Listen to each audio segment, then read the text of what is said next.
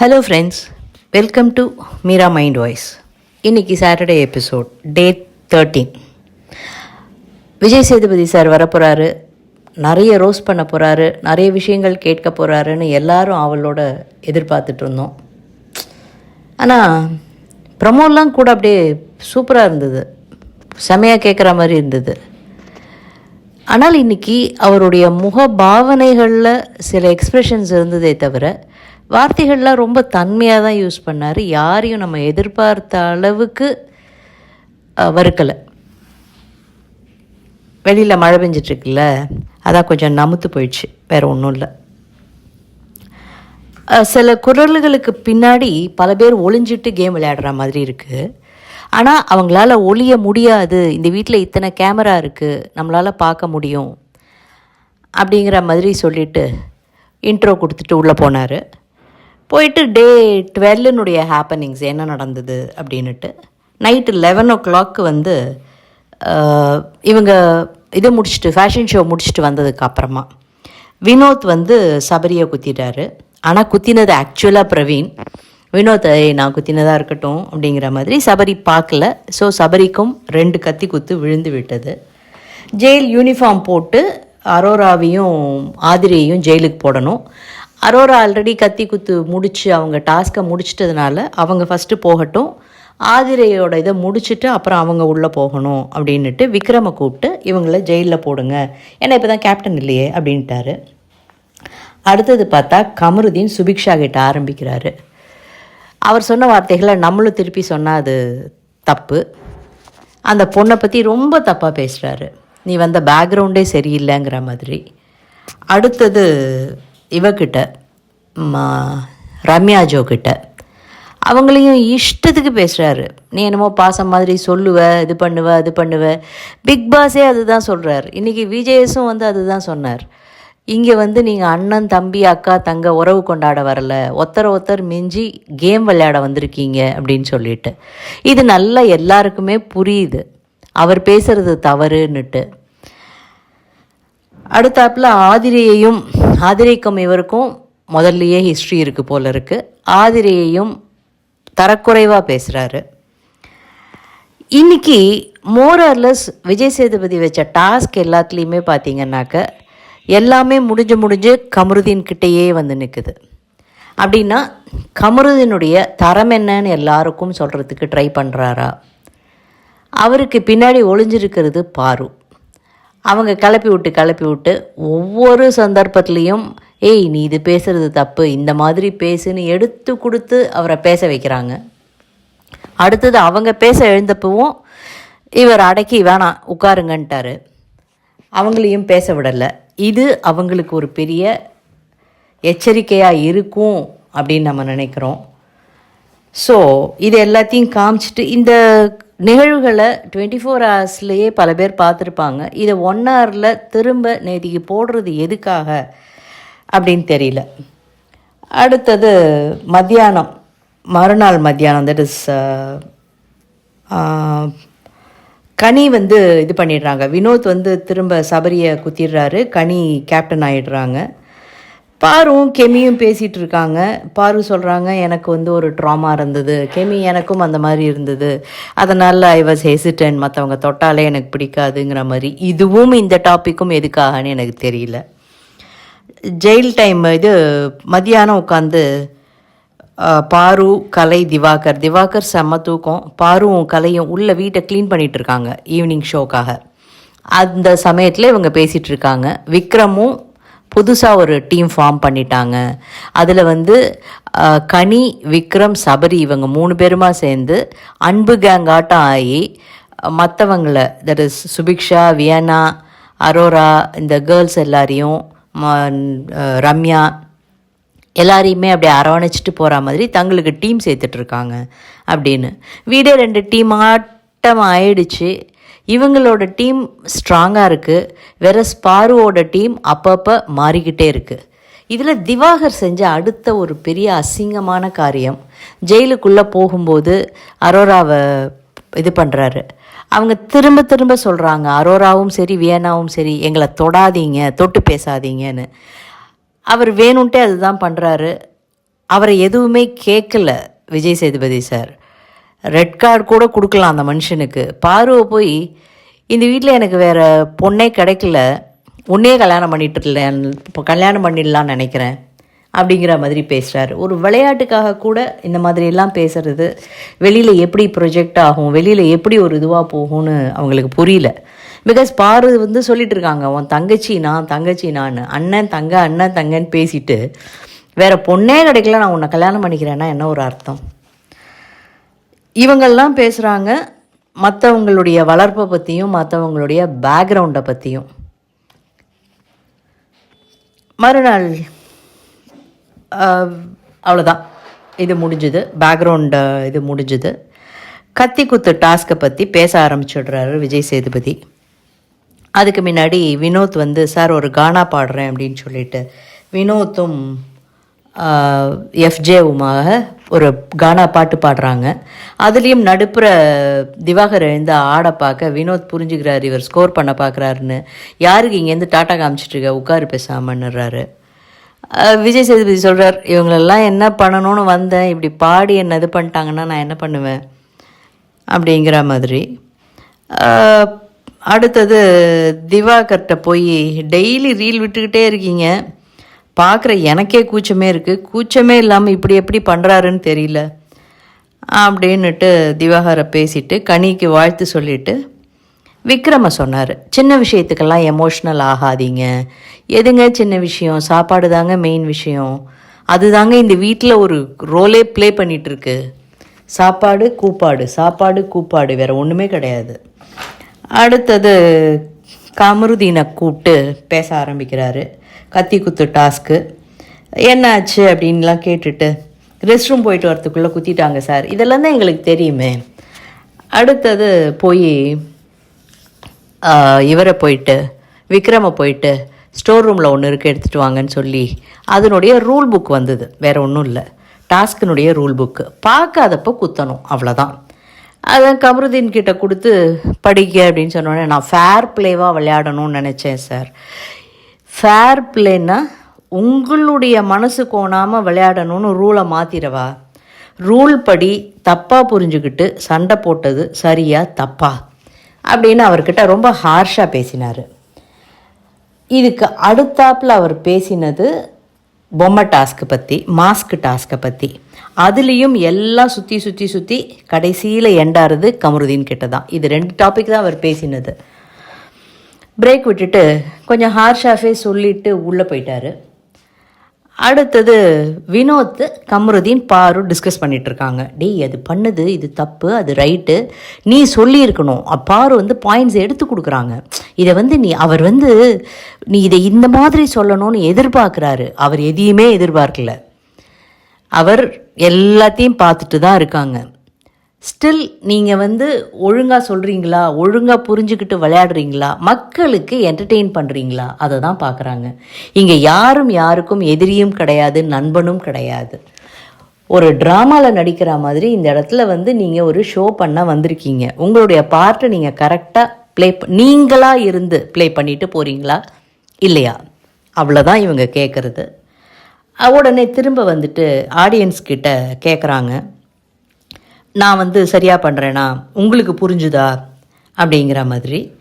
உடனே ஆடியன்ஸ் சொல்கிறாங்க, ஆடியன்ஸில் வந்து ஒருத்தங்க கேட்குறாங்க, சார் நாங்கள் பார்க்கும்போது பல விஷயங்களில் எங்களுக்கு கோபம் வரும், அந்த மாதிரி உங்களுக்கு ஏதாவது வருமா, நீங்கள் அதுக்கு எப்படி ரியாக்ட் பண்ணுவீங்கிற மாதிரி. அதுக்கு அவர் சொன்ன பதில் நல்லா இருந்தது. ஒரு ஆடியன்ஸாக நீங்கள் கோவப்படலாம், உங்களுடைய வருத்தத்தை தெரிவிக்கலாம், எல்லாம் பண்ணலாம். பட் நானோ என்னுடைய டீமோ இந்த டைரக்டரோ நாங்கள் யாரும் வந்து கோவப்பட முடியாது. நாங்கள் அனலைஸ் பண்ணி இவங்க எங்கே தப்பாக பண்ணுறாங்க, அதை வந்து எங்கே நம்ம திருத்தலாம், எங்கே சொல்லி தட்டி கொடுக்கலாங்கிறது மட்டும்தான் எங்களோட டியூட்டி. அதாவது எல்லாருக்கும் சொல்லிட்டாரு, நாங்கள் வந்து இதை வந்து நீங்கள் கோவப்படுற மாதிரி அட்ரஸ் பண்ண மாட்டோம், பூடகமாக அவங்களுக்கு சொல்லுவோம், நீ பண்ணுறது தப்புடா தம்பின்னுட்டு. அவங்க புரிஞ்சுக்கலன்னா நீங்களே அவங்களுக்கு ஓட்டு போட்டு வெளில அனுப்பிச்சிருங்க, சிம்பிளாக சொல்கிறாரு. அடுத்தது வந்த உடனே மாஸ்க் டாஸ்க் எப்படி இருந்ததுன்னு ஆரம்பித்தார். டின்னர் சூப்பராக இருந்ததுன்னு எல்லாரும் சொன்னோன்னே, இது டின்னருக்காக விளையாடினீங்களா, நாமினேஷன் பாஸுக்காக விளையாடினீங்களா?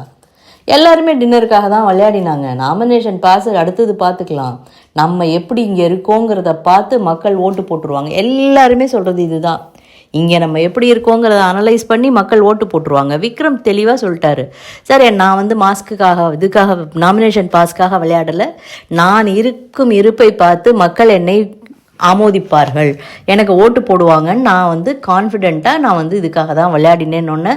அதுக்கு மேலே அவர்கிட்ட சொல்கிறதுக்கு ஒன்றும் இல்லைன்னு, சரி உட்காருங்க அப்படின்ட்டாரு.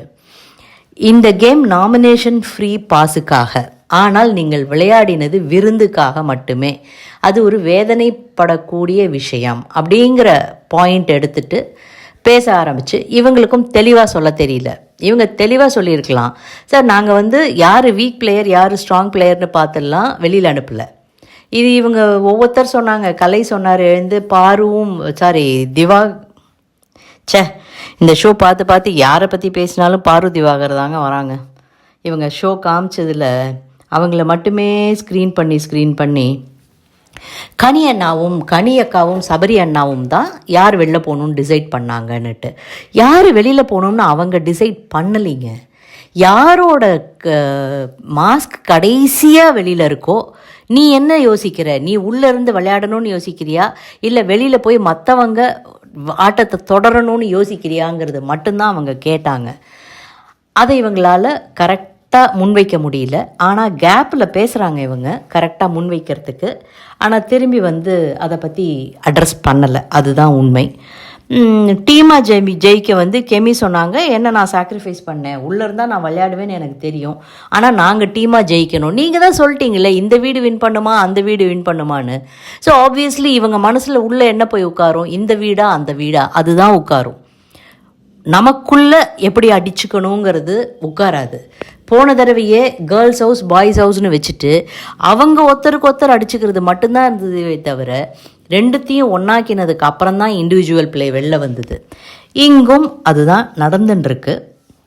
அடுத்தது சபரி வந்து எஃப்ஜே விக்ரம் அவங்களே சொன்னாங்க நாங்கள் வெளில போயிட்டுறோன்னுட்டு அப்படிங்கிற மாதிரி ஒன்றொன்றும் அப்படி சுற்றி வந்து அடுத்தது கலை வந்து இதில் வந்து யார் ஸ்ட்ராங்கு யார் வீக்குன்னு நீங்கள் எப்படி நினைக்கிறீங்கன்னு எங்கெங்கேயோ சுற்றினதுங்க இந்த டாக்ஸ் அன்னெசரியா. பிரவீன்ராஜ் சொல்லிட்டாரு, நான் ஐ ஆம் இன் த மிடில், நான் எனக்காக தான் விளையாடினேன். உண்மையிலேயே இப்படி பேசின கலை வந்து கிட்டத்தட்ட 9 ரவுண்டு வந்தான், அதுக்கப்புறம் தான் வெளியில் போனது. ஸோ யார் எந்த ரவுண்டில் வெளில போகிறாங்கன்னு யாருமே டிசைட் பண்ணலை. அந்த ரவுண்டில் யாரோடது மற்றவங்க கிட்ட மாட்டினதோ அந்த 2 பேரில் யாரை உள்ளே வைக்கலாம் யாரை வெளில போகலாம் அதை மட்டும்தான் இவங்க டிசைட் பண்ணது. அடுத்தாப்பில் கமருதீனை வந்து கூப்பிட்டு சரி நீங்கள் சொல்லுங்கள் அப்படின்ன உடனே அவன் ஏதோ குழப்ப ஆரம்பிக்க தலையில் அடிச்சுக்கிட்டு நான் பிரேக்குக்கு போகிறேன்ட்டு போயிட்டான். லிட்ரலாக தலையில் அடிச்சுட்டு போனார்.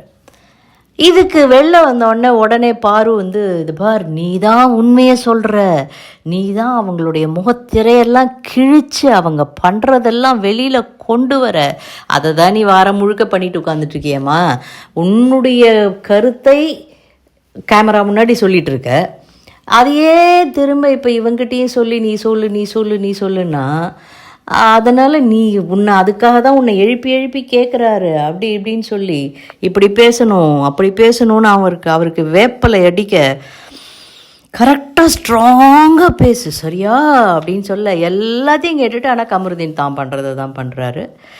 அது திரும்ப வந்து கமருதீனை கேட்டோடனே சார் உங்களை பார்த்த உடனே எனக்கு டென்ஷன் ஆகிடுது, என்னால் பேச முடியல. இது யாரோ போன சீசனில் சொன்ன மாதிரி இல்லை, கேட்ட மாதிரி இல்லை.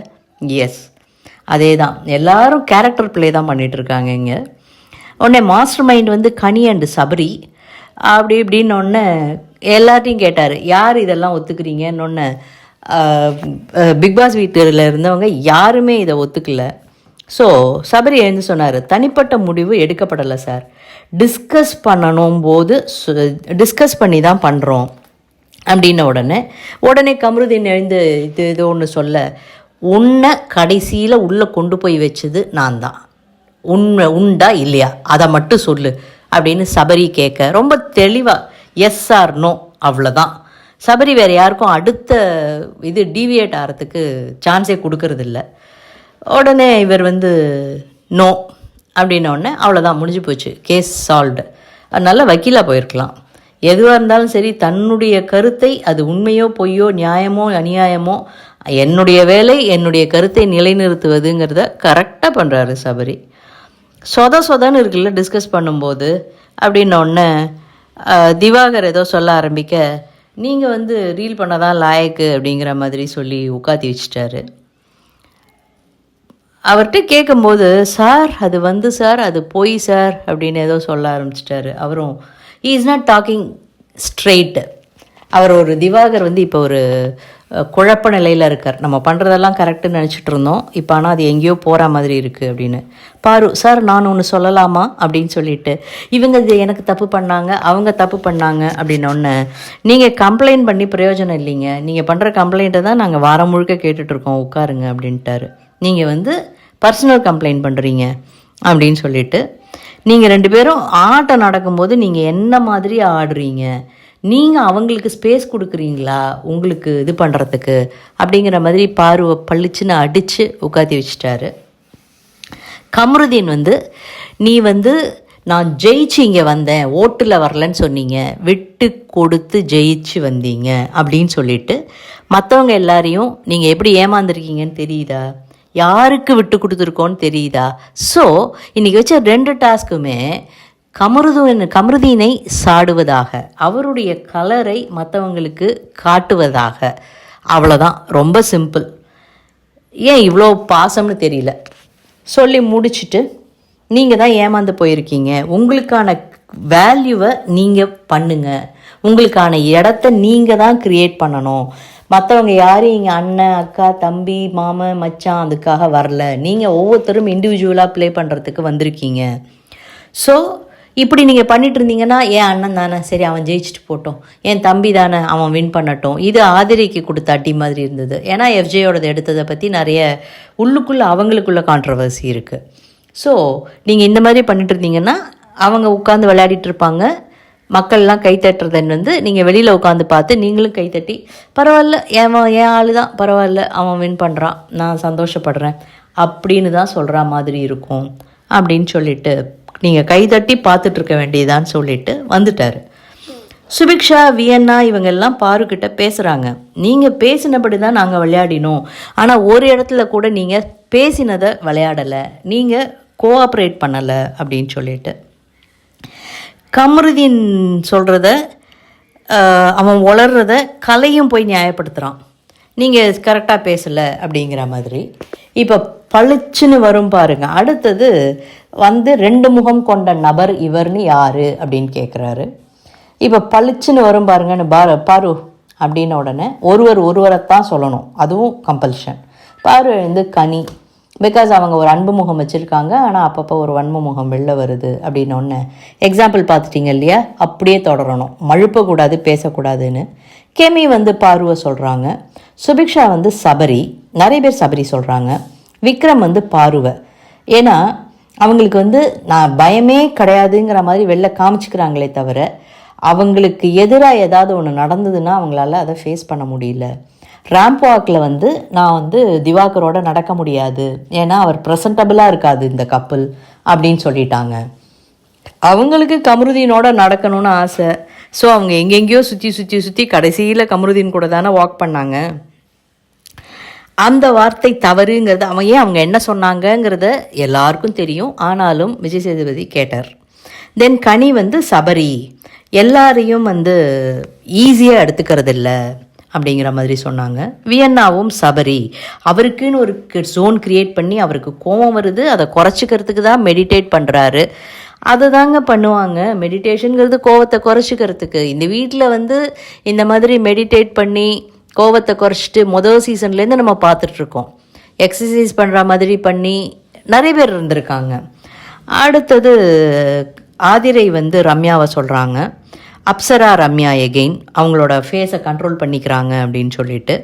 சபரி கலையரசன், அவன் இன்னோசண்ட்டான ஆளே இல்லை, எல்லாத்தையும் அவன் சொன்னான் தெரியுமா வெளியில் பாருக்கிட்ட, நான் எல்லாத்தையும் உள்ளே அடக்கி வச்சிட்டு இருக்கேன், ஒரு நாளைக்கு வெடிக்க போகிறது, நந்தினி பண்ண மாதிரி எல்லாரையும் முகத்தறியை கிழிச்சிட்டு கால்னு கத்திட்டு நான் வெளில போயிட போகிறேன், எல்லாம் உள்ளே வச்சிட்ருக்கேன் அப்படின்னு ஒரு நாள் டிஸ்கஸ் பண்ணிட்டு இருந்தார். அதை அப்படியே சொல்கிறாரு சபரி. கலையரசன் இன்னோசென்ட்டான ஆள் இல்லை. எகெயின் ரம்யா எழுந்து அப்சரா. எஃப்ஜே வந்து வினோத்தை எதுவுமே புரியாத மாதிரி நடிப்பார். எப்போனா அவருக்கு வந்து அது சாதகமாக போகாத போது அப்படின்னு சொல்லிட்டு. பிரவீன்ராஜ் வந்து விக்ரம் பொதுநல முகம் மட்டுமே காமிக்கிறார், அவளுக்குன்னு இருக்கிற முகத்தை காமிக்கிறது இல்லைன்னு. அரோரா சுபிக்ஷாவை. துஷார் பாரு பிகாஸ் என்னை வந்து ரேட்டாட்டாக நினைக்கிறாங்க, என்னை வந்து இப்படி ஹேண்டில் பண்ணாங்க அப்படி ஹேண்டில் பண்ணாங்கன்னு சொன்ன உடனே அதுக்கு இவர் கொடுத்த பதில் நல்லா இருந்தது. நம்ம தான் அதுக்கு ஸ்பேஸ் கொடுக்குறோம், உங்களை யார் யாரெல்லாம் இங்கே ஒரு லேப்ராட்டாட்டம் ஒரு எலியாட்டம் நினச்சி உங்களை யூஸ் பண்ணுறாங்கன்னு உங்களுக்கு தெரியல அப்படின்னு சொல்லிட்டு போகிறாரு. ஆனாலும் முடிஞ்ச உடனே இவர் அரோராகிட்ட தான் பின்னாடியே போயிட்டுருக்காரு. அடுத்தது அது அவங்களுக்கு புரியலன்னு சொல்லிட்டு போயிட்டாரு. வினோத் வந்து எஃப்ஜேவை, திவாகர் வந்து கலையரசனை. ஏன்னா சபரியை அடியோட்டுறாரு இப்போ திவாகர். இவர் டீம் மாறிட்டார் அவர் பாருட்டேந்து. கலை வந்து சபரியை, அவர் கோவத்தை காட்டுறதில்ல, அவர் மெடிடேஷன் பண்ணி இதெல்லாம் பண்ணி கோவத்தை குறைக்கிறதுக்கு தான்ப்பா மெடிடேஷனே பண்ணுறது. அப்புறம் பாருட்ட சொன்ன குத்தம் எல்லாம் அவன் வந்து காலை மேலே வைக்காதன்னு சொல்லுவான், அவன் மேலே வைப்பான். அதுக்கப்புறம் கையாளம்பிட்டு வந்தியான்னு கேட்பாரு, ஆனால் அவரே விசில் அடிச்சுட்டு அதே கையால் மஞ்சள் பொடியிலேருந்து எல்லாம் போடுவார். அப்படி இப்படின்னுட்டு எல்லாத்தையும் கொட்டிட்டான். அதாவது நான் எல்லாருக்கும் எதிர்த்தாப்புலையும் எல்லாம் பேசுவேன், பார்வை சொல்கிறாங்கல்ல நீ பின்னாடி பேசுகிறேன்னுட்டு, நான் பின்னாடி பேசுவதில்லை அப்படிங்கிற மாதிரி he wants to stamp himself. அடுத்தது கம்ருதீன் ரம்யா உடனே கேட்குறாங்க, இதில் வந்து யார் அதிக ஓட்டு தெரியுமா? நானே சொல்கிறேன், சபரிக்கு 4, பாருவுக்கு 3, ரம்யாவுக்கு 3 அப்படின்னு சொல்லிட்டு நாளை பார்க்குறேன்ட்டு போயிட்டார். அவ்வளோதான். இது எதுக்கு கேட்டீங்க, என்ன பண்ணினீங்க, யாருடைய முகத்திரையை இதிலிருந்து நீங்கள் கிழித்தீர்கள்? யாருடைய முகத்திரையுமே கிழிபடலையே இதில். இது எல்லாருக்குமே தெரிஞ்ச விஷயந்தானே. வீட்டில் இருக்கிறவங்க எல்லாம் இன்னும் குழம்பி போய் இன்னும் தாறுமாறாக நடக்க ஆரம்பிப்பாங்க. அது மட்டும்தான் நடக்கும். பாரு வந்து விக்ரம்கிட்ட வந்து எக்ஸ்பிளைன் பண்ணுறாங்க, நான் ஏன் திவாகர் கூட போக மாட்டேன்னு சொன்னேன்னா, எப்போ பாரு நாங்கள் கூட இருக்கோம். திவாகர் ரொம்ப அழகாக அதுக்கு ஒரு திவாகர் இல்லை விக்ரம் அதுக்கு ரொம்ப அழகாக ஒரு ஆன்சர் சொன்னார். பாருன்னா நாங்கள் பார்த்தது எது கொடுத்தாலும் சரி வாடா நான் பண்ணுறேன் அப்படின்னு பண்ணுறவங்க, நான் இது பண்ண மாட்டேன்னு பேக் அடிச்சிங்க. அதுதான் என்னுடைய கருத்து. அது திவாகராக இருக்கட்டும், கமருதீனாக இருக்கட்டும், இல்லை கலையாக இருக்கட்டும், யாரை வேணாலும் இருக்கட்டும். ஆனால் அந்த இடத்துல நான் பண்ண மாட்டேன்னு நீங்கள் சொன்னதை மட்டும்தான் நான் வந்து இது பண்ணினேன்னுட்டு. அடுத்தது வெளியில் போய் துஷார்கிட்ட போய் உன்னை அப்படி பேசினேன் இப்படி பேசினேன், ஆனால் அதுக்காக இல்லை இதுக்காக இல்லை, பாருடா அவன் வேற முகம் காமிக்கிறான்னு வினோத்கிட்ட வந்து சாப்பாடை வச்சுட்டு ஐயோ என்னால் சாப்பிடவே முடியலன்னு வெளியில் போய் உட்காந்து சாப்பிட முடியலன்னு அழுத முகம் காமிச்சுட்டே சாப்பிட்டுட்டு, இதெல்லாம் எதுக்கு காமிச்சாங்க, எதுக்கு பண்ணினாங்க, எடிட்டிங் டீமுக்கு மட்டும்தாங்க தெரியும். இப்படியே ஒன்றுமில்லாமல் ஏதோ இருந்து சனிக்கிழமை முடிந்தது. ஞாயிற்றுக்கிழமை வேறு என்ன பண்ணுறாங்கன்னு பார்ப்போம். யார் வெளியில் போயிருப்பாங்க? ஒரு சிலர் அப்சராங்கிறாங்க, ஒரு சிலர் அரோராங்கிறாங்க. எது போனால் நல்லது தெரியல நமக்கு. நாளைக்கு பார்க்கலாம். இந்த வீடியோவை முதல் தடவையாக பார்க்குறவங்க சப்ஸ்கிரைப் பண்ணிக்கோங்க ப்ளீஸ் ப்ளீஸ் ப்ளீஸ். ஏன்னா நிறைய பேர் பார்க்குறீங்க, ஆனால் சப்ஸ்கிரிப்ஷன் மட்டும் ஓகே. அடுத்தது இது பிடிச்சிருந்ததுன்னா லைக் பண்ணுங்கள், ஷேர் பண்ணுங்கள், உங்களுடைய கமெண்ட்ஸையும் சொன்னீங்கன்னா நல்லாயிருக்கும், ஒரு இன்ட்ராக்ஷனாட்டம் இருக்கும். தேங்க்யூ.